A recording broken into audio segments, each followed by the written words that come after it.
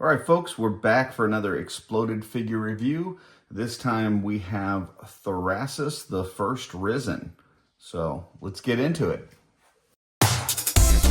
You best get ready, cause now it's time for Art by Akerman. All right, here we go with an exploded figure review for Thorasis The First Risen. A little drama with this character. He came back and took over the congregation, basically took Morguleth's spot as far as the commander. So not sure what's going to happen with that, but as far as a figure goes, this thing's pretty amazing. I know I've been looking forward to All-Star 6. I've been talking about Enoch as really just the best value in terms of the amount of soft goods and parts and everything that you get. But I think Thorasis might be right up there with him. Thorasis has a lot of stuff going on here. So we'll go ahead and just get right into it. Starting out with the head, you do have this really cool helmet with the kind of tattered chainmail. You've got some gold rivets and stuff on there. Nice little hint of like a metallic purple on the top of it. Some dents in there. Just some kind of wear and damage. So really cool stuff. The head kind of pops into here. Now this is a piece, we talk on these reviews, there's certain pieces that are kind of meant to pop and swap and other pieces that you can get apart with heat, but they're not really intended to come apart. And this is one of those that's not really intended to come apart, but with the right amount of work, you can get it apart. So, with a lot of heat and work, this did come out. You can see there's quite a bit of glue in there. So it did take a little bit of an effort. And I'm probably going to have to heat it up before I set it back in there permanently because it's just not wanting to completely fit in there without some heat. So, and then he has this articulated jaw. Now this one just has little peg holes that pop into the side here and on the side of the other, so that he has this articulated jaw. He has this beard that comes with it. Because apparently in Mythos, the beard grows from the bone and not from any sort of tissue. So there you go. So that's kind of what that head looks like. Moving down, we'll go into the pauldrons next. The pauldrons are the Epoxus ones. And so you've got, different color scheme, but really same kind of thing as what we had on Epoxus. So a lot of battle damage here. You've got like a dent here, like a cut out of the metal, slice here in the front, this tattered chainmail. Looks like you got a couple rivets and then some rivets that are maybe missing. Just really cool kind of worn, damaged pauldrons on there. And then on this side, same kind of thing. You have this like almost decayed metal here where it looks like it's taken some, abuse over the years, some kind of dents in the top of there, some slices. You got a slice right here. More rivets that are on this one as far as being painted in and not only that, but like physically have a rivet there. The tattered chainmail on the bottom, but you can see, these two are not like mirror copies of each other. They're both damaged. They both look awesome, but they're completely different pieces. So that's for the pauldrons. Going down to the torso, you do have a bone torso, bone rib cage and stuff, with the back spinities and all that. So it looks really cool. This is the one that is kind of filled in with you don't have any kind of paint in there for like organs and stuff, but you got some inside material in there. And then the neck peg pops in the top here. This is, with your like Legion Builder skeleton and your graveyard skeleton, this is all kind of connected, and it's more like a dab of glue that's holding that on. Whereas this one, it's just kind of a normal neck peg slot. It is a little tight, so getting it on and off, you will need to use some heat, most likely. But it does pop on there, and then that way you've still got some range of motion on that neck, so there's that. The torso also has this soft good piece on it here, and I'll show you a picture of what that looks like together. So you can see on the picture, you know, really cool look where it's got the soft goods with the tattered holes and everything, so you can see the bones like through it. Just creates this really awesome look. This whole figure has just a lot of like wear and battle damage, and it has this overall cool look to him. But as far as getting it off, you might think, as you look here on the soft goods, that like the biggest opening is right here on the side. So initially I looked at it and I was like, well, maybe I'll try to slide the torso out through the side because it was a really tight fit. But the bottom, even though it looks small, and even though when you try to pull the stretchy, it feels tight, it will stretch quite a bit. It does stretch out pretty open. So if you just kind of stretch that and you know, gently move it over the ribs, over the back spines, you can get it. Keep in mind though, that this is like a really tattered soft good anyway. So there's a lot of little loose threads and things like that. And that's the way that it's designed. But you got to be careful as you're getting it over like these little spines on the back and the ribs, just that you're not catching it and tearing anything. So just be really careful if you're going to try to get this soft good piece off. But it does come off. And then on the bottom of this torso, there's this little armored piece that just kind of pops in here. And then the soft good was all over the top of that and then holding this kind of in place. Now you can see when you put this on, like it's not coming off. It will kind of stay like a friction fit, but there's not a peg or anything like that that's holding it in place. It just kind of fits over there, and then the soft good goes over top of it. So before we go into the waist, we'll look at the arms real quick. So we'll start with the right arm first. Right arm is an armored arm. This is your more kind of fancy armor, which I think is an interesting choice because everything else is like, you know, decayed and cracked and broken and dented. And then you've got this one arm that's like pristine, you know, like it's like the really nice armor arm. So it kind of almost feels like it doesn't fit with the rest of this. But that's what you got. The elbow like pad, this leaf thing and this strap and everything, normally this comes off, right? Now it's not a piece that's intended to come off. It's not like a pop piece, but it's usually there's like a hole in the back of this arm and a peg that goes in there, and they just usually use like a dab of glue to hold that in. But you can see on mine, they used quite a bit of glue on here. As I was trying to get it off, like it is attached and it started to like tear some of the plastic and stuff. Same thing on this side. So I stopped trying to take it off because I don't really need it off. I'm going to end up gluing it back in place anyway. But they used quite a bit more glue on this than I have seen in the past. So I don't know if it's just my particular figure or if that's something new that they're doing where they're just trying to put more glue on there so it holds it in place. But make sure you're aware if you are trying to get this elbow pad off. Depending on how much glue they used, you may end up with some damage that you have to repair. So there's that arm. Going down into the elbow, once again, you know, pretty nice looking elbow. You know, you got this fancy silver trim on the gunmetal, fancy silver chainmail, whereas the top part of him is all decayed and broken and dented.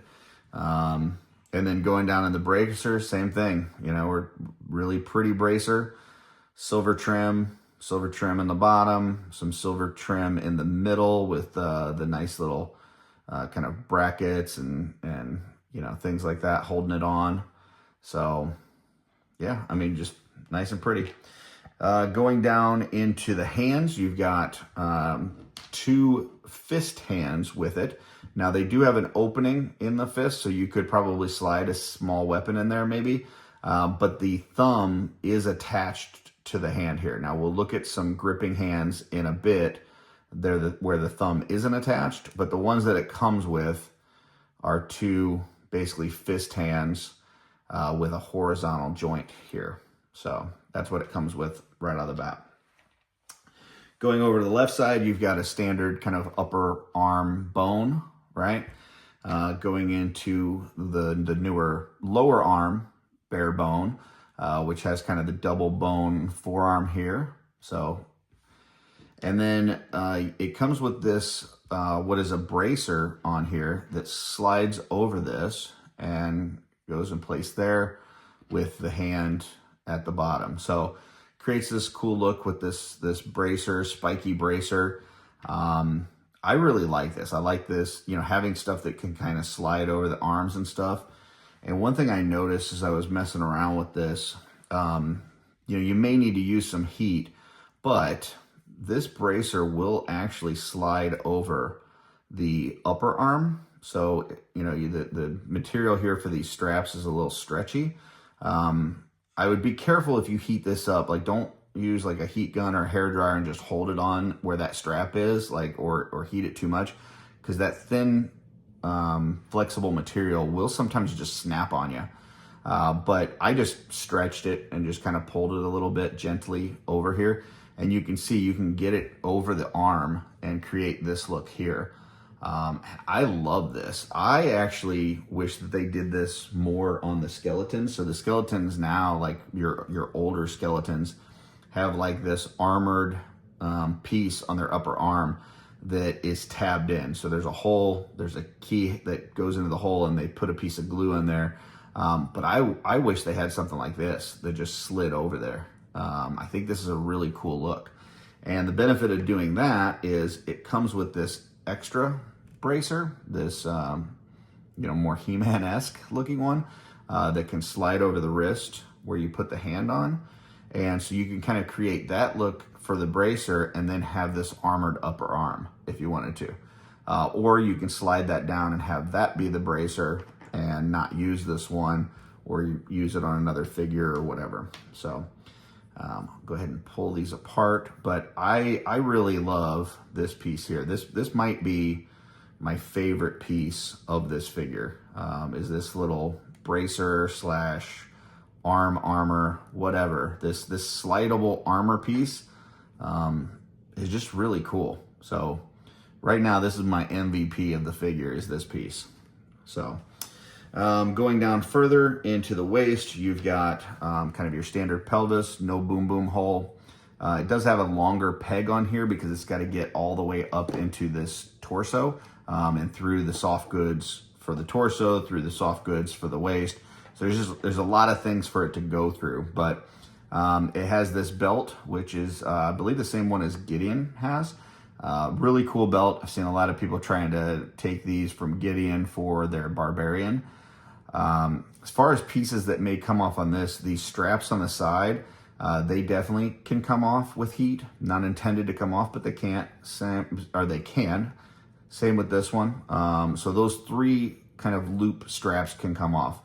This part here is actually attached to the waist piece. So that isn't going to really come off unless you slice and dice it. So there's that.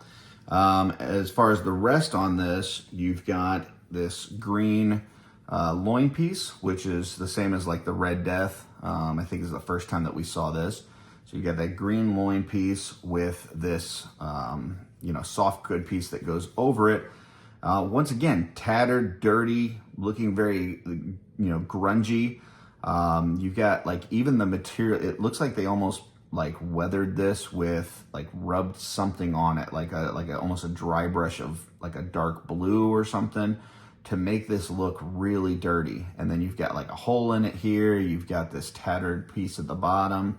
But then you put this really clean looking belt on it, right?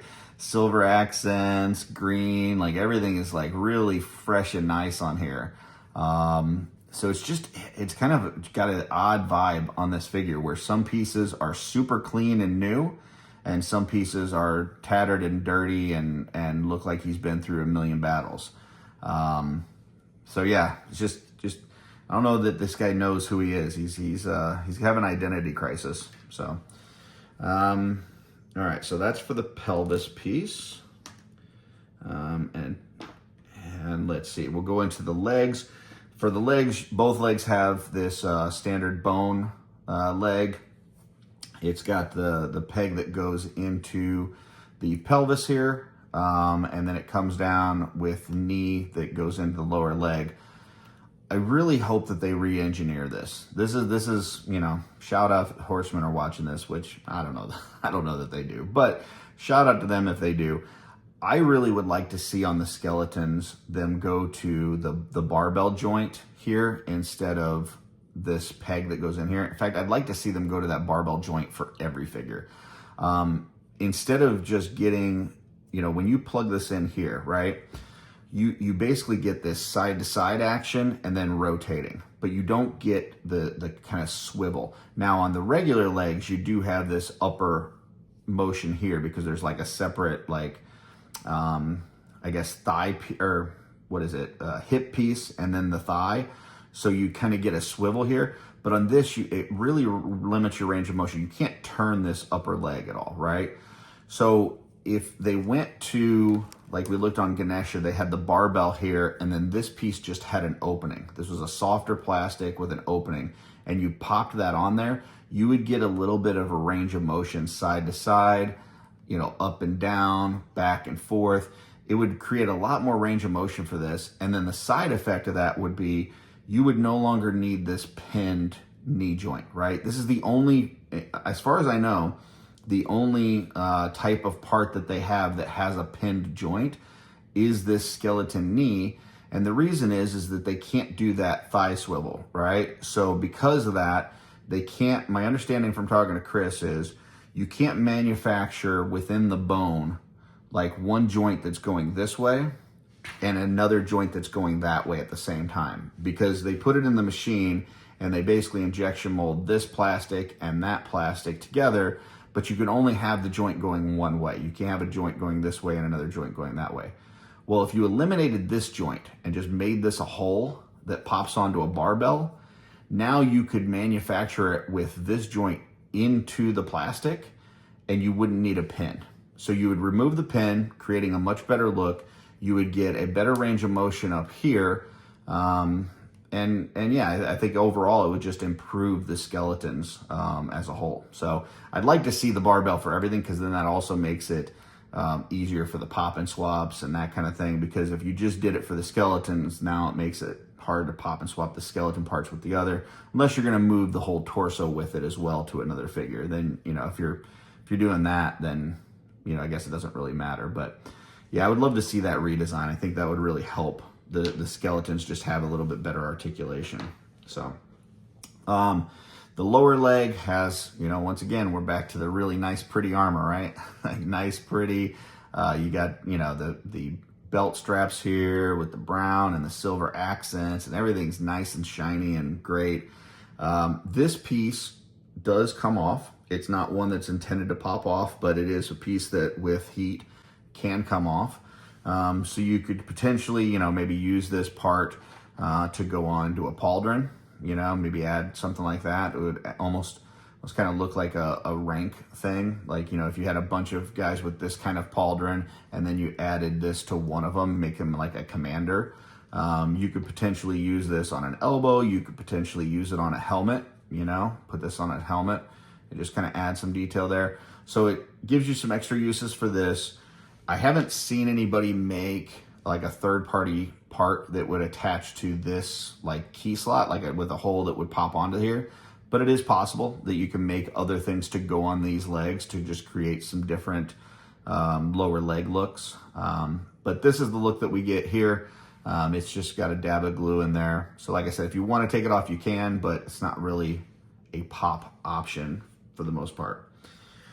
Going down into the feet, you've got these nice, pretty clean feet that came with the, you know, standard ankle joint in there. So I did pop those off, but nothing really spectacular here. You just, I mean, you do have really nice paint details. You see the silver accents on here, the little rivets throughout. You know, so well-designed thing, but this is, you know, foot that we've seen before, standard ankle articulation and everything. But if you didn't want to use the metal feet, it does also come with bone feet, right? So these are the bone feet that we've seen on, you know, some of the other skeletons. Really cool. I mean, a lot of detail in there on all the bones. And then it comes with this ankle joint in here. Now, this ankle joint that came in this foot, which I ended up popping out, is the smaller ankle peg. So if you try to plug this in to this lower leg, it's not going to hold, right? It's too small, because this is the one that's designed for the bare skeleton leg, okay? So like if you were going to put this on a graveyard skeleton or a Legion builder skeleton, that would work. But it also comes with the thicker ankle joint that would pop into here, okay? So it comes with 2 skeleton sets of ankle joints and 1 armored set of ankle joints. So 3 ankle joints total for 2 sets of feet. And I appreciate that we're getting the extra ankle joints. That's cool. And it gives you the option to plug it into, you know, a bare bones skeleton lower leg. The only thing I'm kind of unsure about why they did was why they had the smaller one attached to the feet, when this won't work with the figure that you bought, right? So like this won't work with this. If they wanted to throw this in extra, I would be like, oh, that's cool. But the fact that it's attached to the feet means that if you want to use the bare feet, you're going to have to pop out those ankle joints, which is kind of the hardest part, in my opinion, to get apart. You definitely want to use some hot water for this, and just a lot of patience.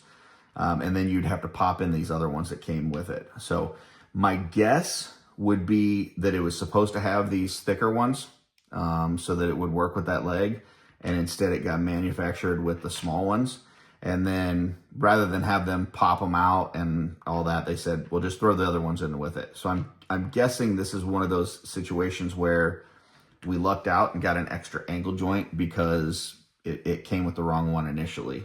But I don't know that for certain. I don't have any insight to, you know, the manufacturing process. As customizers, we're going to use these at some point for some figure. So as far as hands go, once again, we saw we had some fist hands down there.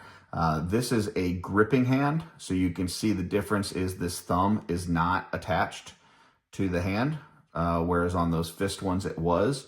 And this one has a vertical joint on it. So you've got a vertical joint gripping hand. You've got a horizontal gripping hand. Same thing on the other side. The other side, you've got thumbs not attached. You've got a horizontal gripping hand, and you've got a vertical joint gripping hand. And then it comes with these 2 more kind of open hands, grasping. So you could hold something, you could reach out for something.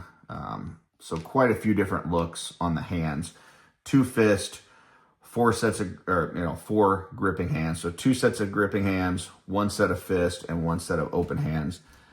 So quite a bit of different things there. You've also got, as far as weaponry, you've got this really cool sword, really nice long one. Once again, really pretty clean details. So this guy's still having this kind of crisis of armor and weaponry. But yeah, super pretty ornate sword. So you've got this, which is really for this banner here.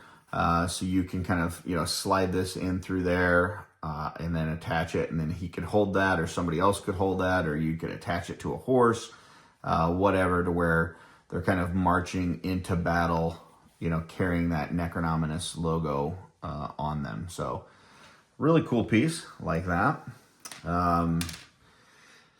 And then you've got your back adapters. You got your,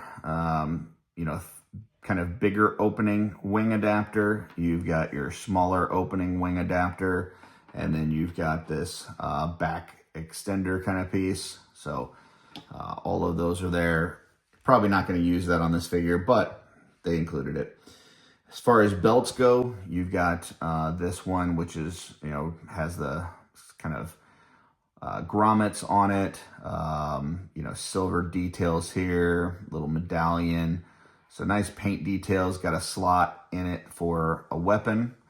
So pretty nice belt there.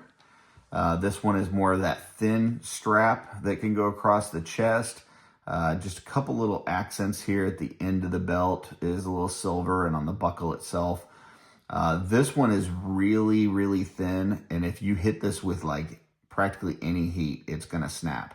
So one thing I would advise you is don't put this on your figure and then heat it up for like pauldrons or something.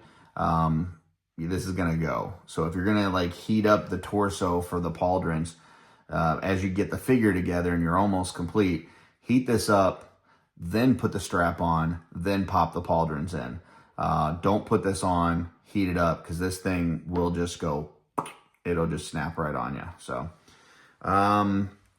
as far as the shield goes, you've got two different handles for it. You've got this kind of more standard handle that we've gotten over the last few years, which is the like the L-shaped, kind of gripping handle. And then you've got the C-clamp. And the C-clamp, this is the all-star, man. As far as for these bigger shields, I'm glad that they've started including these again. This makes it a lot better with some of these shields that have some heft to it, much like this one, because it's just got a lot going on. So we've seen this kind of standard shield format on a few different shields at this point, different paint styles, obviously, from a few of them, because we saw this on like the Templars, where this is painted like red.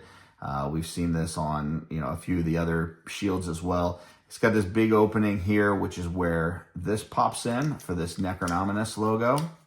So you could see that's how it comes through there. And then you can either attach the C-clamp, or you can attach the gripping handle here, kind of the more pistol handle.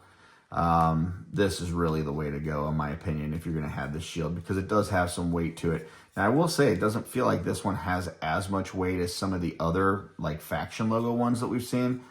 I don't know if they used a softer material here, or if this has got some hollowness to it, but it doesn't feel near as heavy as some of the other ones that we've had recently. So, but as far as design goes, I mean, look at this. You've got, basically Necronominus's head with the whole headdress details, the wings coming out to the side.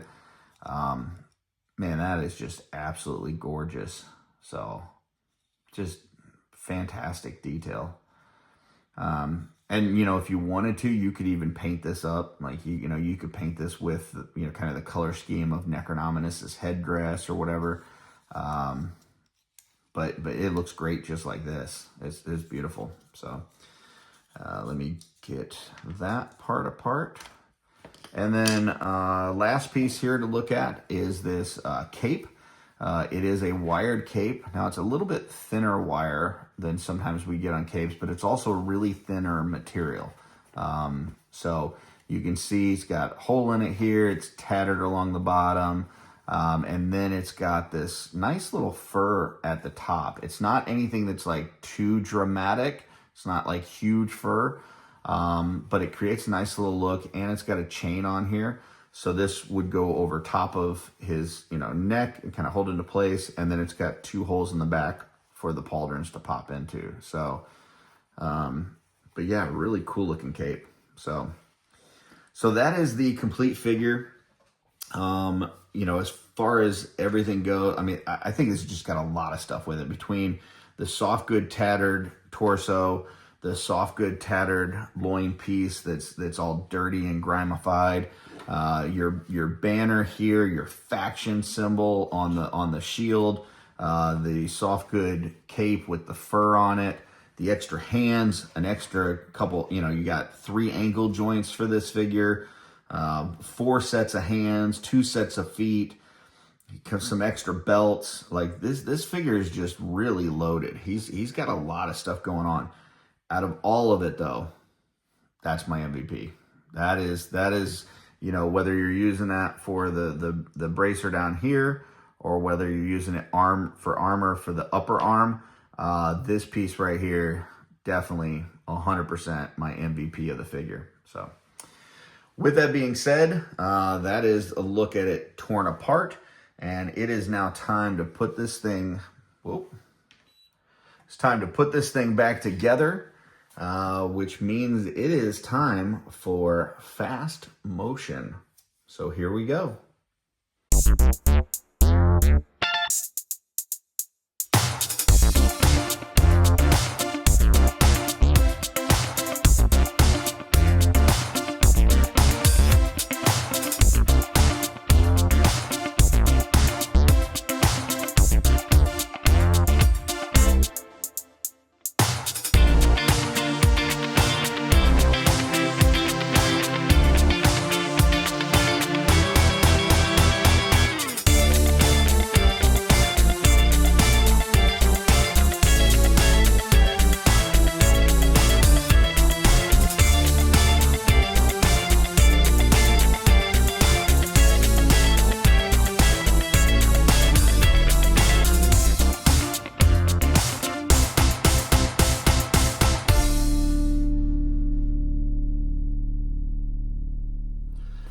So here is Thorasis The First Risen all put back together. Couple call outs on this as I was putting it back together. If you saw me using the parchment paper here, anytime that you're using super glue, I use Loctite for those pieces that I talked to you about that aren't meant to pop apart, but they can with heat.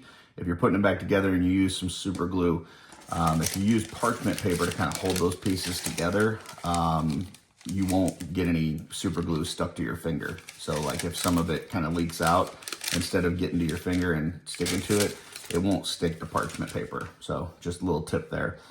Yeah, it was a little bit tricky just kind of putting this back together. I had to think it through logically. Normally I would either start from the top down or go bottom up, but I would usually put in like build the body and then put on the accessory pieces like the pauldrons and stuff.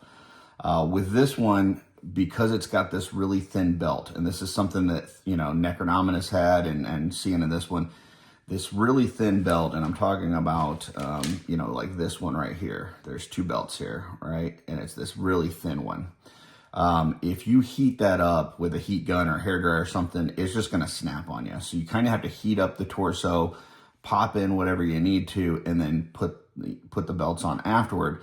The problem is that once you get like the pauldrons and the arms and stuff in, you can't really put the belts on. So you kind of have to like heat up the torso, put the belts on real quick, throw the pauldrons in, and then put the arms in. It's like figuring out the order that you want to do it, and then also kind of working pretty quickly so that you don't snap that. Now you could always just not use this belt and then you would be fine, but anyway, so just be careful with this belt and just try to figure out what order you're going to put this back together in if you're going to take it apart. You obviously don't have to. Like, this has to be one of the best looking overall Legions. Yeah, I mean, I would give this thing a firm 10 out of 10. You know, like I said, there's always things you could change or you could have some improvements on, but I don't know. This is just really a good figure. This might be one of the best figures that they've put out just in terms of overall look. And then when you break down the parts and stuff too, it's just got a lot of potential. So, all right, I'm going to show you just a couple quick swaps, nothing ridiculous.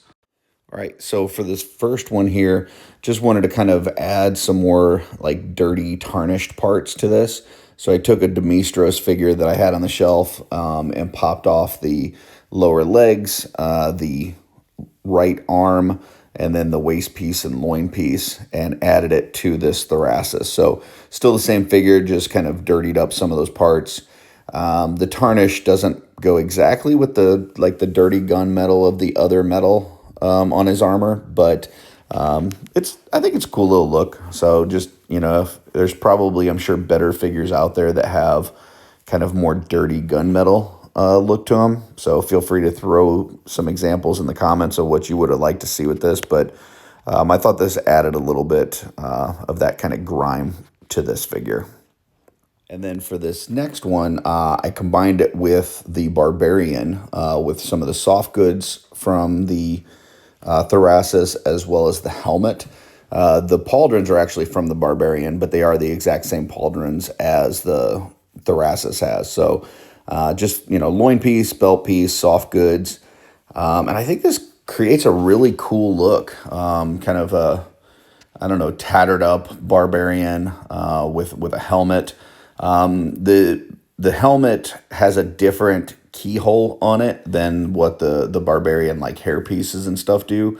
But it, you know, fits on here pretty well without it. I didn't do any, you know, glue or epoxy sculpt or blue tack or anything. I just kind of put it on top and it balances in place pretty well. So, and I think this is a pretty good look. Obviously you could make it sit a little bit lower if you did some modifications.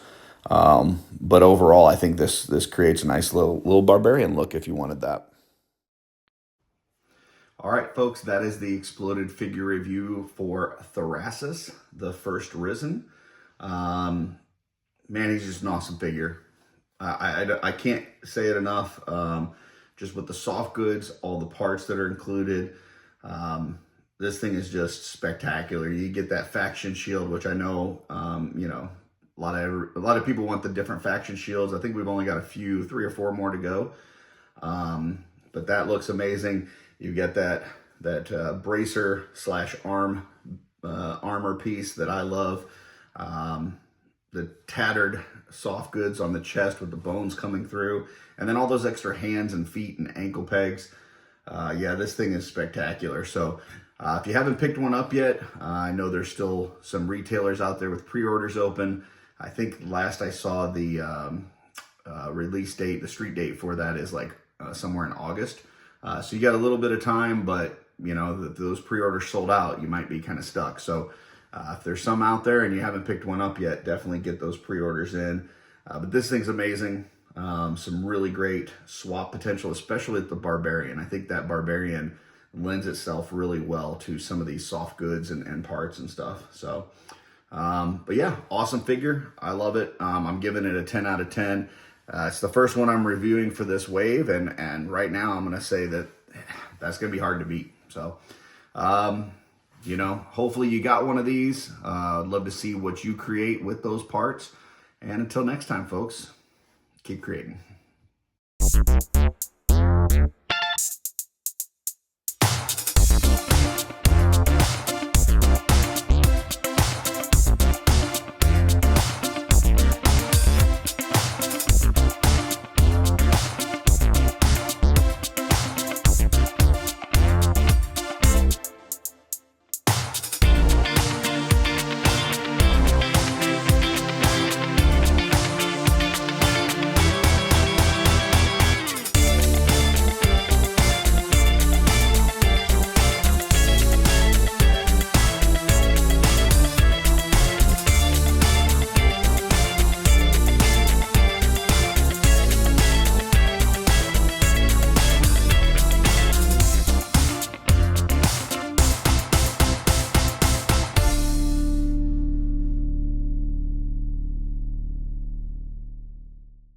And the pauldrons, and then try to work the arms in and go from there. So I had to do it.